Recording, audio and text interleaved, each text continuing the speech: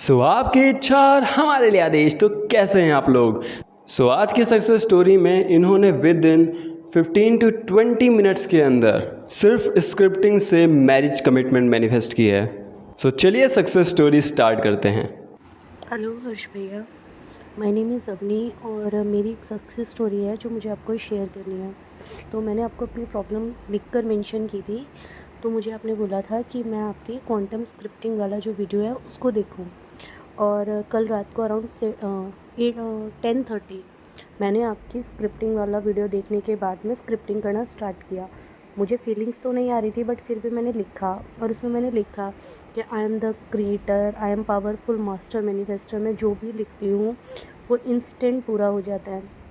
और आपने एक लाइन बोली थी, कैसे नहीं होगा करके ही मानेंगे।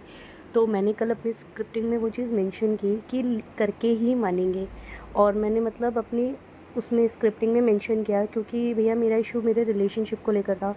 मेरा एक फ्रेंड था जिसके साथ मैं 5 साल से कांटेक्ट में थी। अभी तक हम लोग सिर्फ फ्रेंड थे, बट 3 मंथ्स पहले मेरे मम्मा पापा चले गए। उनका एक्सीडेंट हो गया था, तो दोनों ही चले गए। तो अब मैं अपने चाचा चाची के साथ रहती हूँ, तो उनको ये है कि जल्दी से इसकी शादी कर दे। तो जब मेरे फ्रेंड को पता चला कि ऐसा ऐसा पेरेंट्स का हो गया, तो इस बार उसने मुझे बोला कि हम लोग एक दूसरे को 5 सालों से जानते हैं और अब हम शादी के लिए सोच सकते हैं, बिकॉज़ हमें पता है कि हम एक दूसरे के साथ एडजस्ट कर लेंगे। फिर मुझे भी ये था कि मुझे कहीं ना कहीं शादी करनी ही है, क्योंकि मेरी फैमिली रिश्ता देख रही थी। तो इसको मैं जानती भी हूँ और इसके साथ मैं एडजस्ट कर सकती हूँ। तो मैंने कहा ठीक है, देखते हैं। उसके बाद में भैया वो फिर गायब हो गया, क्योंकि उसका 5 सालों से यही है, ऑन ऑफ ऐसे ही करता है, आना जाना उसका यही रहता था। और हर बार की तरह इस बार भी सडनली यही हुआ। सब कुछ हमारे बीच में डिसाइड होने के बाद वो गायब हो गया। मैं कॉल्स करती थी, वो रिप्लाई नहीं देता था। मैं मैसेजेस करती थी, वो रिप्लाई नहीं देता था। मैं बहुत परेशान भी थी। फिर उसने मेरे को ये बोल दिया कि तुम अपने लिए कहीं और रिश्ता देख लो, मैं अभी नहीं कर पाऊँगा। तो मुझे लगा कि चलो ठीक है, फिर मैंने उसे कुछ भी नहीं बोला। उसके बाद में ये होता था भैया, मैं कभी भी उसको कॉल कर रही हूँ, वो मेरे फ़ोन्स का रिप्लाई नहीं कर रहा, मैसेजेस सीन करके छोड़ देता था। बट कल सडनली पता नहीं क्या हुआ, मैंने 11:15 बजे अपनी स्क्रिप्टिंग कंप्लीट की। उसमें सब कुछ अपना लिख दिया जो भी था। उसमें लिखा कि वो इस बार मुझसे मिलने इंडिया आ रहा है इसी वीक, क्योंकि वो कनाडा में रहता है। तो कल जब उसका 11 बजे के अराउंड में मैसेज आया होगा, जैसे मैं इतनी जल्दी भैया कभी सोती नहीं हूँ, मेरा रोज़ का यूजुअल टाइम है वही 12-1-1:30 बजे सोना। बट कल सडनली स्क्रिप्टिंग पूरी करते करते ही मैं 11:15 बजे स्क्रिप्टिंग बंद की और तुरंत लेट के सो गई। मुझे तुरंत ही नींद आ गई और 11 बजे के अराउंड उसका मुझे पहला मैसेज आया। मुझे पता भी नहीं चला, और उसको ये बात पता है कि इंस्टेंट रिप्लाई देती ही है, क्योंकि मेरा ऑफिशियली वर्क भी ऐसा है कि मैं इंस्टेंटली मैसेजेस सीन कर लेती थी। तो उसे था कि ये हमेशा मेरे मैसेज का रिप्लाई करती है। आज इसने मैसेज सीन भी नहीं करा, रिप्लाई भी नहीं दिया। उसने 11:15 बजे के अराउंड मुझे दोबारा से मैसेज किया। उससे मेरी आँख खुल गई। मैंने मैसेज सीन किया तो उसने मैसेज कर रखा था, यार मैं बहुत परेशान हूँ, मुझे बात करनी है। तो मैंने फिर मैसेज सीन करने के बाद मैंने सिर्फ इतना ही लिखा, क्या हुआ? तो कह रहा, मैं बहुत परेशान हूँ, तुम तो मुझसे बात भी नहीं करती। तो मैंने कहा हाँ बस, फिर मैं कुछ नहीं बोली। तो कह रहा, क्या हुआ? मैंने कहा कुछ नहीं। फिर बोलने लगा कि ऐसे ऐसे ना, मतलब अभी भैया उसका ना फरवरी में बर्थडे था, तो मैंने बर्थडे पर उसको गोल्ड की इस बार रिंग गिफ्ट की थी। तो मेरे को वो मना भी कर रहा था कि नहीं मेरे को नहीं चाहिए, बट मैंने कहा नहीं, मैंने अपनी खुशी से ली है ये। तो मैंने उसको गिफ्ट की। और हुआ ये कि कल उससे किसी तरीके से वो रिंग खो गई। तो मतलब उसका मेरे को मैसेज आया कि मैं आज बहुत परेशान हूँ और ऐसे ऐसे मेरी जो तुमने मुझे गिफ्ट किया था वो मेरा गिफ्ट खो गया। तो मैंने कहा कोई बात नहीं, अब खो गया तो खो गया, उसके लिए स्ट्रेस लेने से वापस तो आना नहीं है वो।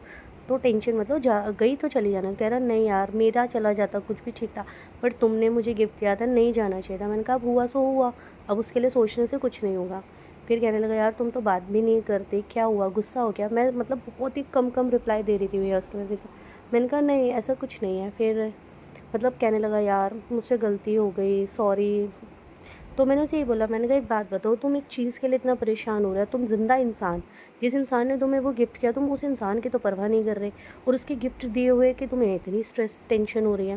तो कहने लगा, सॉरी यार, मैं ना थोड़ा परेशान था, मेरी लाइफ में थोड़ा स्ट्रेस चल रहा है, सब मेस्ड अप हो रखा है इस टाइम, इसलिए परेशान था। उसने मुझे 2 बार सॉरी बोला, जो कि भैया इतना ईगोइस्टिक पर्सन था कि कभी सॉरी नहीं बोलता था, बट उसने मुझे खुद से सॉरी बोला। फिर मैंने कहा ठीक है, मैंने ज़्यादा कुछ नहीं बोला। कह रहा अच्छा ना, मैं इंडिया आ रहा हूँ और मैंने ना आज ही टिकट करवाई हैं, अभी थोड़ी देर पहले, 15-20 मिनट पहले ही मैंने टिकट कराई है। मैंने तुम्हें मैसेज भी किया, तुमने सेंड नहीं किया। मैंने कहा हाँ मेरी तबीयत ठीक नहीं है। तो कह रहा मैं इंडिया आ रहा हूँ। तो मैंने कहा ओके, मैंने उसको सिर्फ इतना रिप्लाई दिया ओके, कि मुझे बहुत मैंने उसको ये चीज़ नहीं शो की भैया कि मुझे बहुत ज़्यादा एक्साइटमेंट है कि उसका इंडिया आना। तो लेकिन मैंने कहा ओके, मैंने जस्ट उसको सिंपल ओके मैसेज किया। तो कह रहा क्या हुआ यार, तुम कुछ मुझे मतलब इंटरेस्ट नहीं दिखा रही, कोई और मिल गया क्या? मैंने कहा नहीं ऐसा नहीं है, ठीक है यार तुम आ रहे हो। मैंने कहा तो फिर ना मैंने उसको ये बोला, मैंने कहा इस बार तुम कितने दिनों के लिए आ रहे हो ये तो बता दो, क्योंकि तुम्हारा तो हमेशा ये रहता है ऑन ऑफ आना जाना। तो इस बार तुमने कितने दिनों के लिए मेरे से बात करने का डिसाइड किया? कह रहा नहीं यार इस बार मुझे परमानेंट तुम चाहिए। मैंने कहा हाँ वो तो मुझे पता है कि तुम्हें मेरी कितनी वैल्यू हो। कह रहा यार ये मत बोलो, मेरे लिए तुमसे ज़्यादा ना इम्पॉर्टेंट कोई नहीं है, मेरे पेरेंट्स के बाद तुम ही हो जो मेरी लाइफ में सबसे इम्पॉर्टेंट हो। ठीक है मैं अपना बिज़ी हूँ, लेकिन मैं बिज़ी भी तो हम ही दोनों के करियर के लिए हूँ ना। तो इसीलिए यार थोड़ा सा, तुम तो इतनी अंडरस्टैंडिंग हो, तुम ऐसे बात करोगे तो फिर कैसे काम चलेगा? तो मैंने भैया मतलब ज़्यादा उसको कुछ भी रिएक्ट नहीं करा। मैंने कहा ठीक है, मैंने फ़ोन साइड रखा, मैं सो गई। सुबह में मतलब खुद से उसका मैसेज आया, मैसेज के बाद पूछ रहा है कि ठीक हो तुम? मैंने कहा हाँ ठीक हूँ। फिर भैया मतलब वो बंदा 5 सालों में उसने मुझे कभी कॉल पे बात नहीं की। आज लाइफ में फ़र्स्ट टाइम 5 सालों में उसने कॉल किया मुझे खुद से, और कॉल करके कह रहा है कि क्या हुआ, तुम तो इंटरेस्ट ही नहीं दिखा रही मुझसे बात करने में। मैंने कहा नहीं ऐसा नहीं है, मेरी तबीयत ठीक नहीं।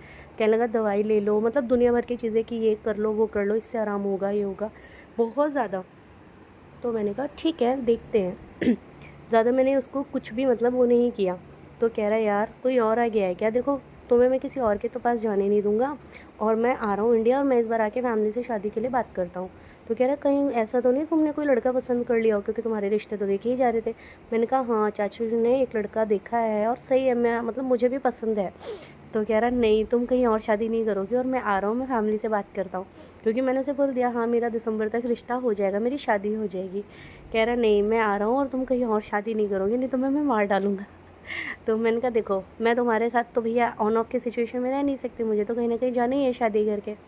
मतलब भैया जो इंसान इतना ही ईगोइस्टिक था, मुझसे बात नहीं करता था, आज मुझे खुद से रिप्लाई कर रहा है, कॉल कर रहा है, मैसेज कर रहा है। मतलब खुद से बार बार मेरी केयर करना, मुझसे हर चीज़ पूछना। मतलब भैया मैंने एक बार स्क्रिप्टिंग करके इतना तो यह है कि उससे कमिटमेंट मैनिफेस्ट कर ली, जो कि मुझसे अभी तक बात भी नहीं कर रहा था। सो थैंक यू अपनी सक्सेस स्टोरी हमारे साथ शेयर करने के लिए।